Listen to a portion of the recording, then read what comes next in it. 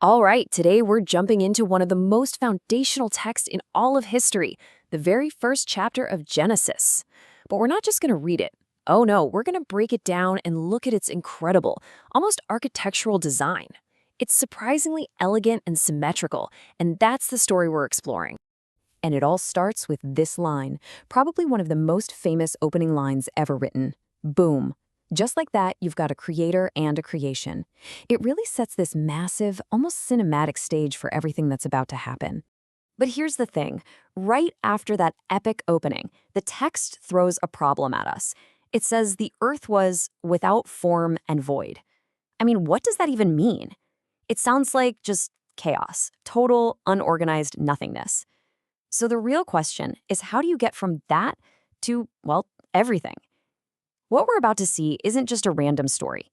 It's actually a blueprint, a step-by-step guide to building a cosmos out of chaos.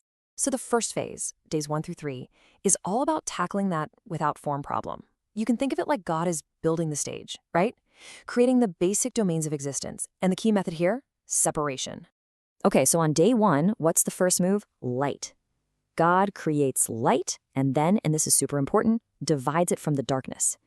That simple act creates the fundamental rhythm of our lives, right? Day and night. And then we hear this phrase for the first time, a kind of refrain that's going to pop up again and again. And God saw that it was good. Day 2, and that theme of separation just keeps going.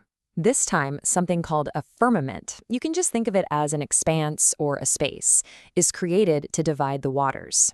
So now you've got the waters above separated from the waters below, which carves out two totally new realms, the sky, which the text calls heaven, and the sea. Day 3 is a really big one. It's kind of like a 2-for-1 deal. First, the waters get gathered together, which lets the dry land finally appear. And bam, the foundational stage is complete. We've got our domains, time, sky, and earth. But then there's a second act. That brand new land is commanded to sprout vegetation, grass, plants, trees. The whole stage is now built and decorated. It's ready for the main event. All right, so the formless part of the problem is solved. The stage is set. But what about the void part? It's empty. Well, that's what the next 3 days are all about, filling that stage with life. And this is where the structure just gets, wow. It's so cool. The next 3 days are not random at all. They follow this incredibly precise, beautiful pattern that lines up perfectly with the first 3 days. Let me show you what I mean. This is where the blueprint really comes to life. Okay, just look at this parallel. It's amazing. On day 1, you get light and dark, right? Well, on day 4, that realm is filled by the sun, moon, and stars. See the connection? Then, day 2 gave us the sky and the seas. So on day 5, what do we get? Birds and fish to fill them. And finally, day 3 was all about the land and plants. So what happens on day 6? You guessed it, animals and humans arrive to live on the land. It's this perfect rhythm, forming on days 1, 2, 3, and then filling on days 4, 5, 6. So let's look closer at day 4. The text talks about a greater light and a lesser light. Their whole job description is to rule over the day and night that were set up way back on day 1. It's brilliant.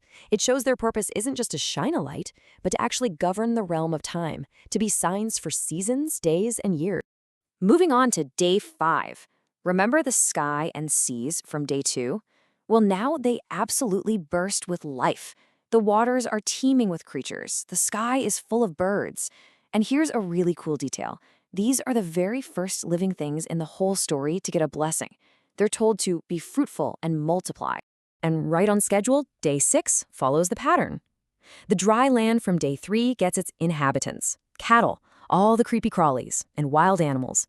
The stage is just about packed now, but the story has been saving its most special, most unique act of creation for the very end. Okay, this is it, the climax. Everything so far has been building up to this moment.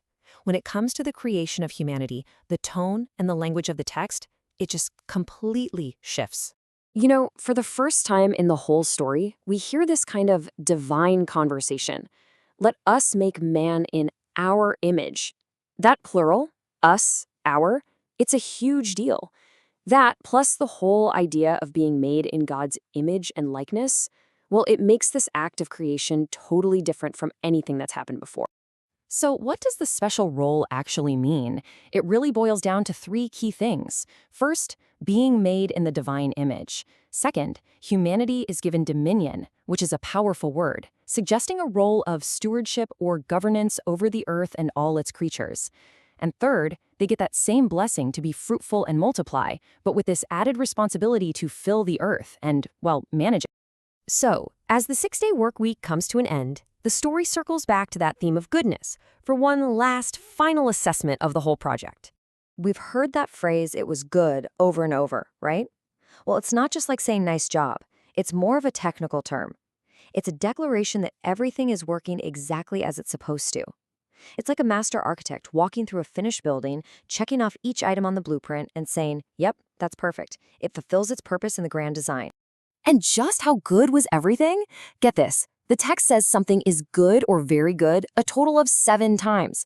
In the ancient world this story comes from, the number 7 is a huge signifier of perfection and completeness. So the final review, it's not just positive, it's overwhelmingly, perfectly positive.